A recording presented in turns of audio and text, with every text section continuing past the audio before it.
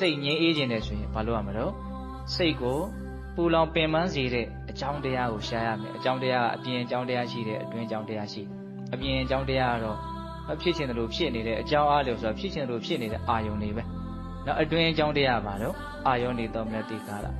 အဲ့တော့အာယုန်နေတော်မနတိကာရကိုပဲအဓိကဘုန်းတို့ရဲ့စိတ်ထဲမှာအာယုန်စိုက်ပြီးတော့သူ့ကိုဘာလို့ရမလို့ပြုပြင်နိုင်အောင်ကြိုးစားရ